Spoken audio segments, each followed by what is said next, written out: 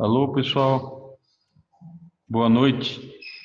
Esse vídeo gravado trata da execução da prática número 5 dentro da disciplina de análise quantitativa e, especificamente, hoje nós vamos falar sobre a volumetria de precipitação. A volumetria de precipitação, ela se baseia na reação entre um titulante e um titulado que leva à formação de um precipitado, ou, em outras palavras, de uma substância pouco solúvel. Dentre os métodos existentes de volumetria de precipitação, o mais comum são aqueles que envolvem a utilização de prata como titulante ou participante de alguma das etapas da titulação. Os dois exemplos que a gente vai estudar hoje tratam exatamente disso, a formação de sais pouco solúveis de prata. Então, no método argentimétrico, por exemplo, eu tenho a reação entre o Ag+, por exemplo, o titulante nitrato de prata reagindo com o cloreto, o titulado, dentro do Erlenmeyer, levando à formação do sal pouco solúvel cloreto de prata, AgCl. Como titulante, o reagente mais utilizado é o nitrato de prata, né? E quando a gente utiliza esse titulante, esses métodos de precipitação são conhecidos como métodos argentimétricos.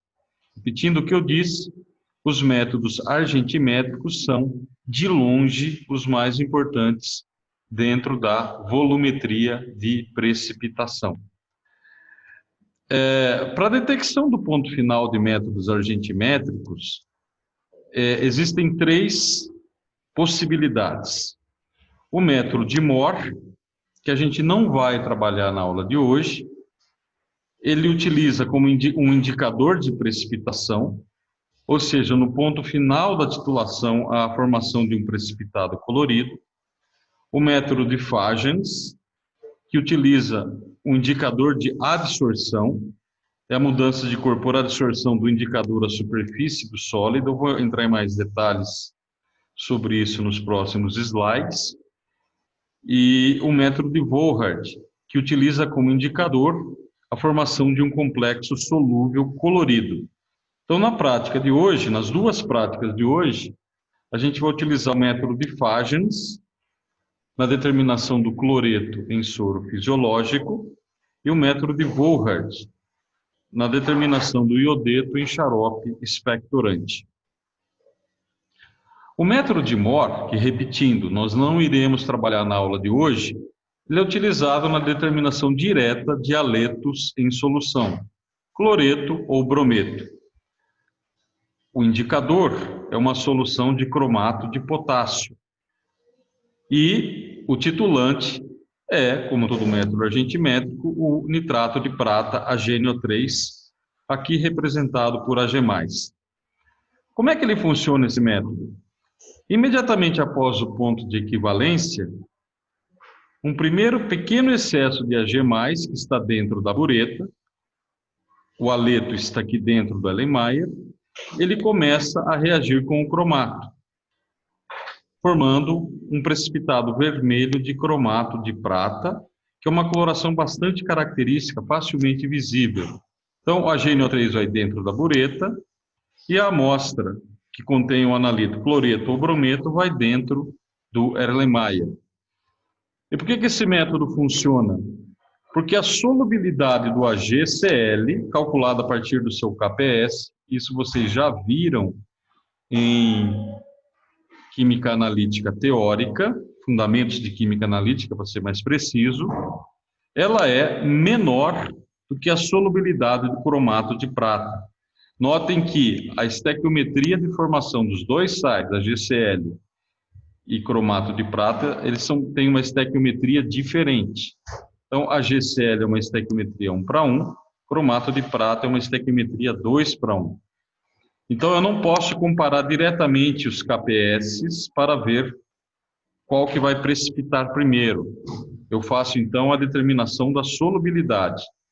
Devido ao fato de que o AgCl é menos solúvel do que o cromato de prata, ele precipita primeiro e somente quando todo o cloreto tiver sido consumido, vai começar a precipitação do cromato de prata, gerando aquela coloração vermelho tijolo típica do precipitado cromato de prata, facilmente visível no Erlenmeyer. Esse método nós não vamos utilizar porque faz uso de um reagente que contém cromo, que é um elemento tóxico, tanto para o ser humano quanto para o meio ambiente. Alguns detalhes do método de Mohr: a solução deve ser neutra ou levemente básica, pH 7 até 10. Por quê? Quem precipita a prata, efetivamente, é a espécie CrO4 2-. Em meio muito ácido, eu começo a ver a formação do HCrO4-, que não precipita o íon Ag+. Então, eu não vou determinar corretamente o ponto final dessa titulação se eu trabalhar em meio muito ácido. Em meio muito básico, acontece um problema com o Ag+, com o titulante. Ele forma a espécie Ag2O, de acordo com essa reação, que é um precipitado marrom. Consequentemente, o Ag+ adicionado não reage com o cloreto. Aí eu vou ter novamente um erro na minha titulação, além da dificuldade de ver o ponto final devido ao mascaramento proporcionado por esse precipitado marrom. O método de Fajans é um método de adsorção. Ele é utilizado na determinação de cloreto, brometo e iodeto. Na prática de hoje, conforme vocês vão ver, a gente vai ver a determinação do cloreto, especificamente do cloreto de sódio, em soro fisiológico. Como eu disse, é um indicador de adsorção que irá corar o precipitado na presença de excesso do titulante Ag+. Essa é a estrutura do indicador de adsorção, chamado de clorofluoresceína. Ela é um ácido fraco.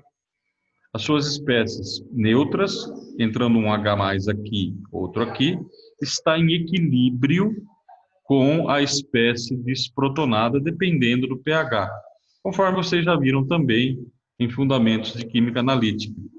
Então, esse indicador de adsorção é um ácido orgânico fraco. O pH da solução deve ser ajustado de forma que o indicador esteja presente em sua forma aniônica, essa aqui. Vocês vão entender a razão por isso, tá? Então, eu não posso trabalhar em pHs muito ácidos, porque senão o indicador não vai funcionar direito. Por falar nisso, como é que esse indicador funciona? É um indicador de adsorção. Imagine o precipitado de AgCl sendo formado conforme eu adiciono Ag+ à solução. O positivo representa a prata, Ag+, e o negativo o cloro, o Cl-. Eu ainda tenho grande excesso de Cl-, eu estou antes do ponto de equivalência. Então, a superfície desse cristal ela está recoberta com ânions Cl-, né? Pode ser não só Cl-, mas a ideia é exatamente a mesma para brometo e iodeto. O indicador que tem carga negativa em função do pH, ele é repelido por esses ânions cloreto que estão adsorvidos à superfície. E como consequência, esse indicador livre, ele tem uma coloração amarelada. Então é facilmente visto isso. Já após o ponto de equivalência, acontece exatamente o contrário. Eu passo a ter, imediatamente após o ponto de equivalência, eu passo a ter um pequeno excesso de íon Ag+. São os íons Ag+, que agora irão ocupar a superfície dos cristais de AgCl. Essa carga positiva irá atrair o indicador na sua forma aniônica, irá adsorver o indicador. E esse indicador adsorvido pelo precipitado tem uma coloração vermelha.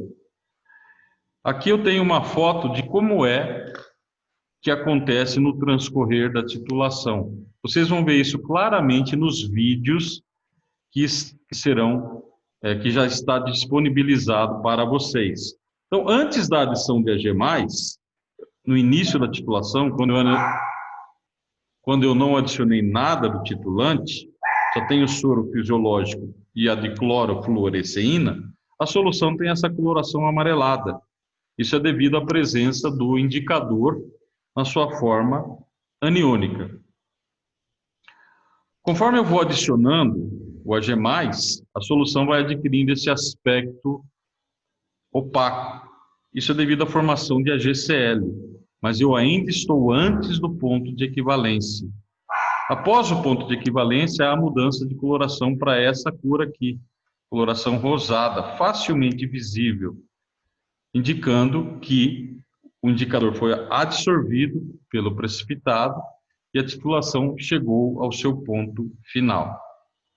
Bom, então na determinação do cloreto em soro fisiológico, o soro fisiológico é na realidade é um medicamento, né? Ele é muito utilizado em asepsia, para limpar machucados, ferimentos e também para limpar lentes de contato. E também é utilizado como solução para desentupir nariz, por exemplo. A concentração de NaCl divulgada pelo fabricante é 0,9% massa por volume, ou seja, cada 100 ml de soro fisiológico, eu tenho 0,9 gramas de NaCl, cloreto de sódio. Isso é o que alega o fabricante. Eu vou pegar 2 ml desse soro fisiológico, vou transferir para o Erlenmeyer. O que importa são esses 2 ml. Eu vou utilizar aqui uma vidraria de alta precisão, conforme está mostrado no vídeo. E o titulante, o HNO3, é uma solução cuja concentração exata está aqui indicada, 0,05112 mol por litro. Um outro dado que vocês também vão usar é a massa molar do NaCl, 58,5 gramas por mol. Dentro desse Erlenmeyer, eu adiciono 30 ml de água destilada, posso medir numa proveta, isso não tem qualquer importância, é só para diluir a amostra, e 5 gotas do indicador, que é de clorofluoresceína. E procedo à titulação, até que eu obtenha essa viragem, conforme eu havia mostrado anteriormente, e também está claramente visível no vídeo disponibilizado. Então, reparem que é um procedimento bastante simples, eu não coloco nenhum ácido, nenhuma base, o pH é aproximadamente o pH da água, por volta de 7, já que o NaCl não é um sal nem ácido nem básico, ele é um sal neutro. Então, o pH disso aqui é por volta de 7, o que garante que a diclorofluoresceína está predominantemente na sua forma aniônica, o que permite que o método funcione adequadamente. Então, o que eu vou exigir no relatório, tanto no planejamento quanto nos cálculos propriamente dito? Isso também está explicado no relatório, mas eu coloco a mesma sentença aqui.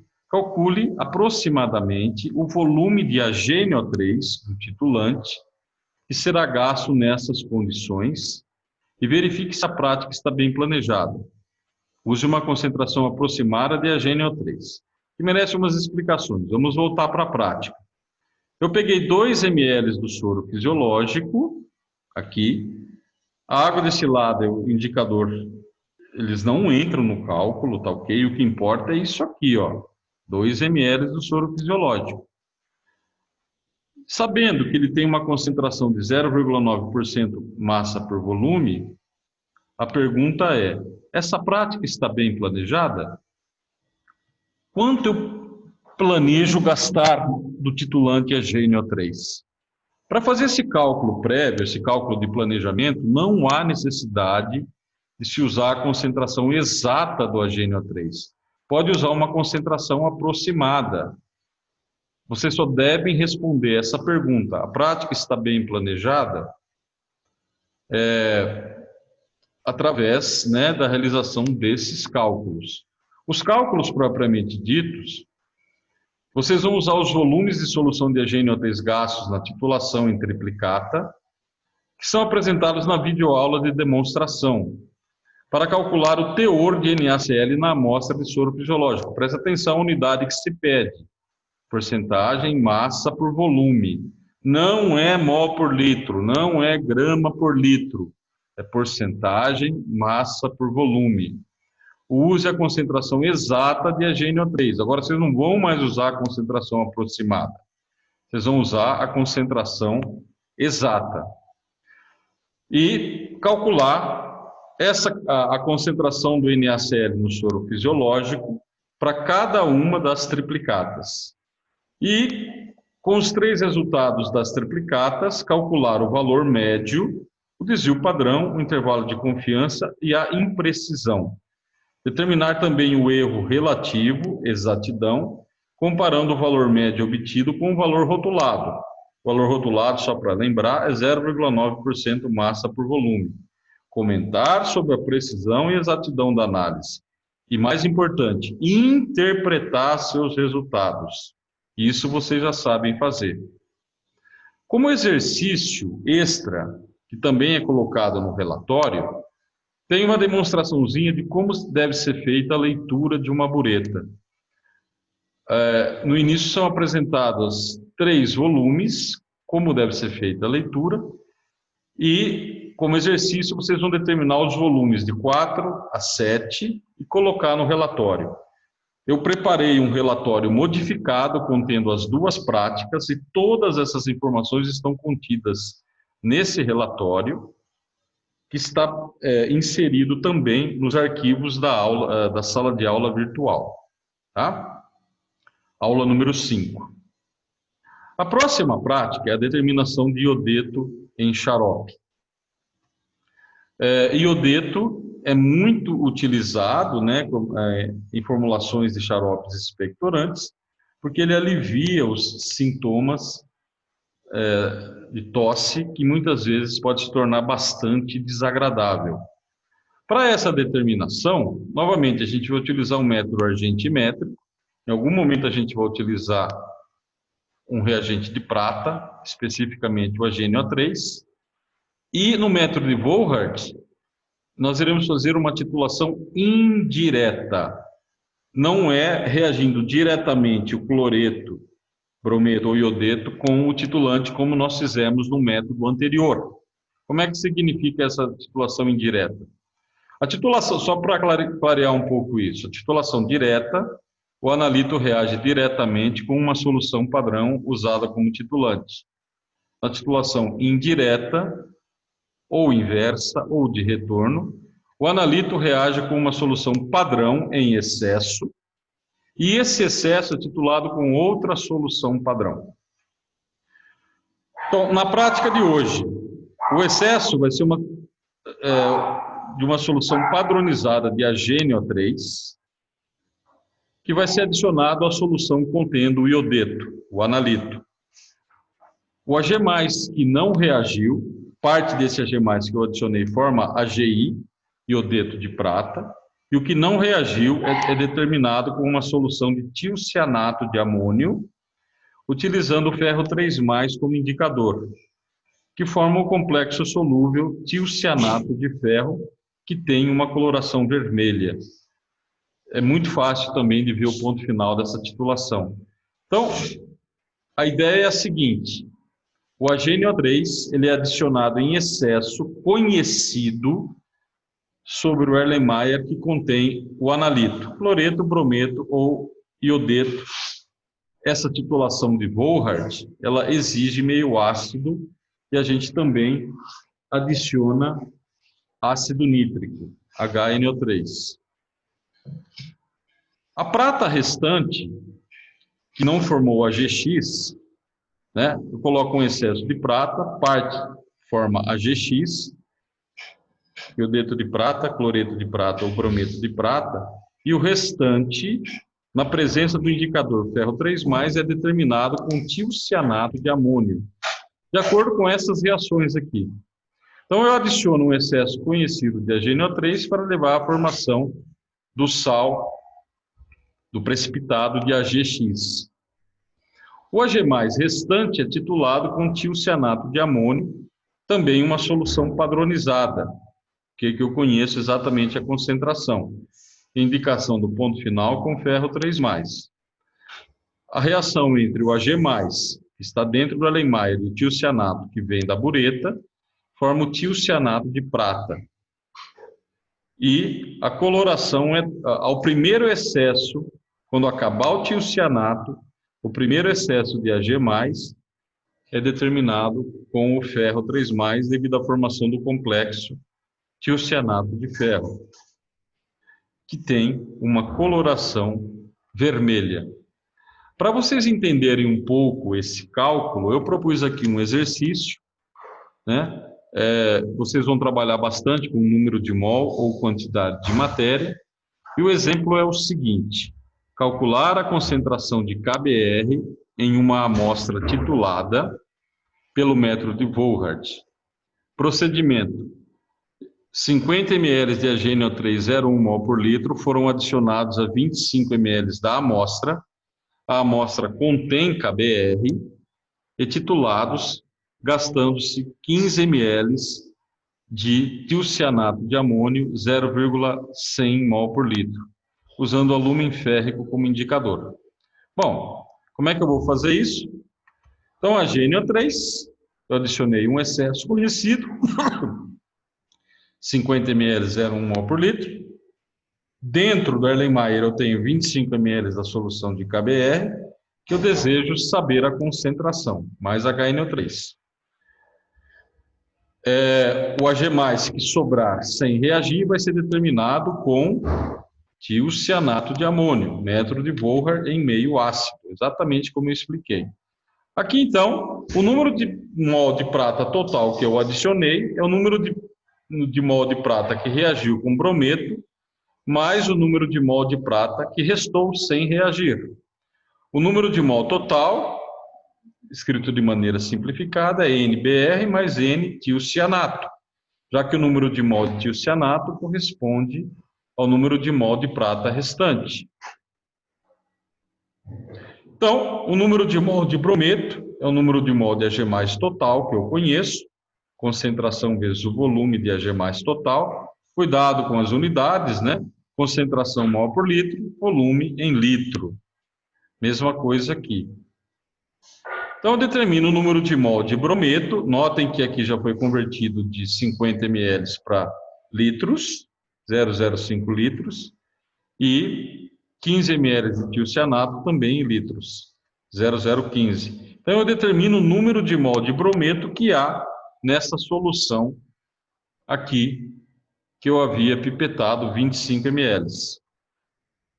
Transformando em litro, eu calculo a concentração de brometo de potássio nessa amostra como sendo 0,14 mol por litro.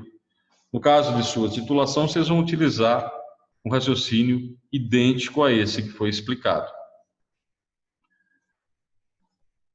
Aqui eu tenho, então, a mudança que acontece.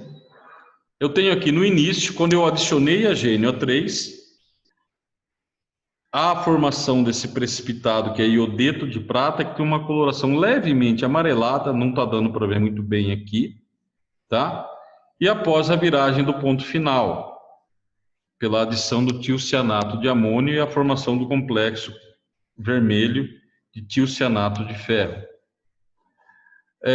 A parte prática, então, eu tenho xarope expectorante contendo iodeto de potássio, e o fabricante fala o seguinte, que a concentração de Ki rotulada é igual 100 mg por 5 ml, ou seja, a cada 5 ml do xarope eu tenho 100 mg de iodeto de potássio. Eu vou pegar 2 ml desse xarope, transferir para o Erlenmeyer, vou adicionar um pouquinho de ácido, de acordo com o método de Volhard, ele só funciona em meio ácido, diferente do método de Fagens, e vou adicionar 10,00 ml de HNO3, cuja concentração exata é essa aqui, 0,05112. Finalmente, eu vou titular com o tiocianato de amônio como titulante, cuja concentração exata é essa aqui, 0,0488, na presença do indicador alumínio férrico, que vai adicionado aqui dentro. Então, para o relatório e planejamento, Justifique com cálculos por que nós pegamos 2 ml do xarope e adicionamos 10 ml do AgNO3. Em outras palavras, use esses dados para explicar, demonstrar que a prática está bem planejada. No planejamento, não precisa usar as concentrações exatas de AgNO3 de tiocianato de amônio. Pode usar as concentrações aproximadas, ambos 0,05. Afinal, trata-se de um planejamento. Outra coisa que está na videoaula é que, para medir esses 10 ml de AgNO3, nós utilizamos uma bureta. No lugar da bureta, poderia ser utilizado a pipeta volumétrica? No lugar da pipeta volumétrica, poderia ser utilizado uma proveta? Explique. Isso está bem claro no relatório que eu vou pedir para vocês entregarem. Cálculos. Usar os volumes da solução de tiocianato de amônio que estão na videoaula para calcular o teor de Ki, iodeto de potássio, na amostra de xarope. Nessa unidade aqui, ó, miligramas por 5 ml. Essa é a unidade do fabricante. Eu não quero outra unidade. Eu preciso dessa unidade para comparar com o fabricante, tá?